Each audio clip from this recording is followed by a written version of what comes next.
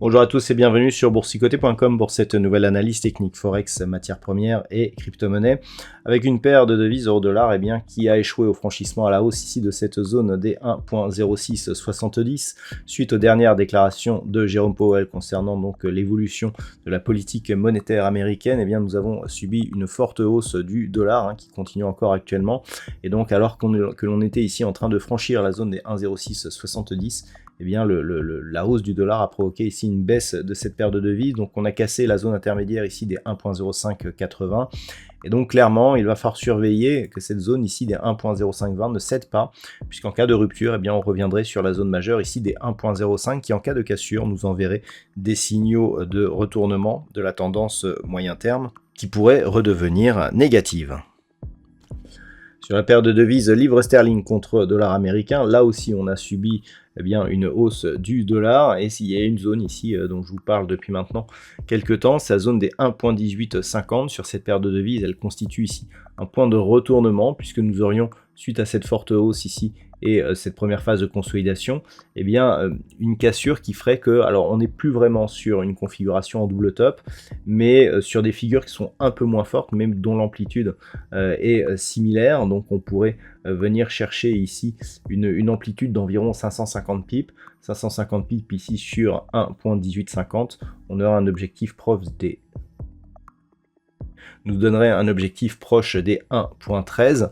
Donc clairement, sur rupture ici de cette zone et de la zone des 1.1740, on pourrait connaître une nouvelle hausse de la volatilité sur cette paire de devises. D'ailleurs, comme on peut le constater ici sur cette unité de temps daily, on peut voir que depuis ici cet enfoncement, on a une moyenne mobile 20 exponentielle ici qui agit comme résistance sur les cours, avec ici de multiples enfoncements de la bande de Bollinger inférieure, et y compris donc avec celui du jour. Donc clairement, on est toujours dans une forte dynamique baissière sur cette paire de devises.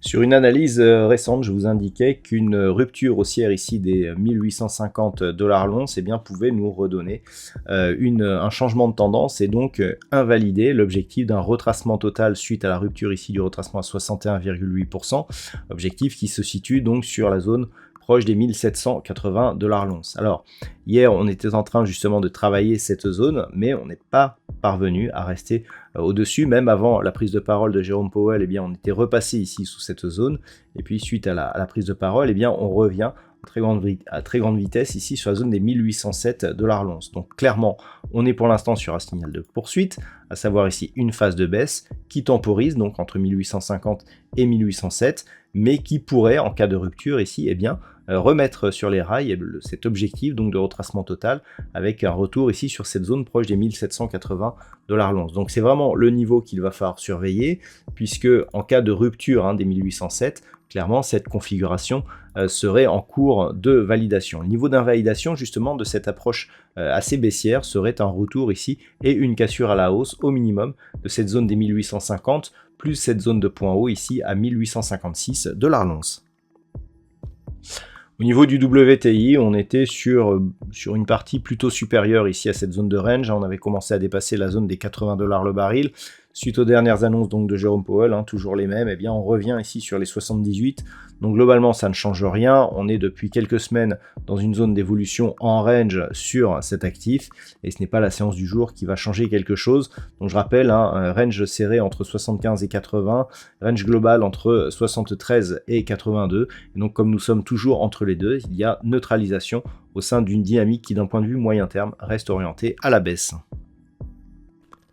Et puis enfin sur le Bitcoin, on est toujours ici grossièrement dans une grande zone de neutralisation. Lorsque l'on se rapproche, il ne se passe plus grand chose depuis le début de la semaine. On oscille ici autour des 22 000, entre 22 000 et 22 500 $ pour un Bitcoin.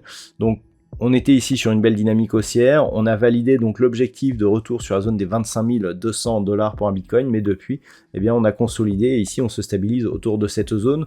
Donc grossièrement, tant que l'on reste ici au-dessus des 21 300, eh bien, la dynamique court terme reste haussière, qu'il faudrait confirmer par une rupture ici des 25 200. Par contre, sur rupture ici de cette zone des 21 300, on aura un signal de retournement qui pourrait nous ramener de manière assez directe sur la zone des 20 000 $ pour un Bitcoin. Actuellement, le biais reste haussier sur cette crypto-monnaie.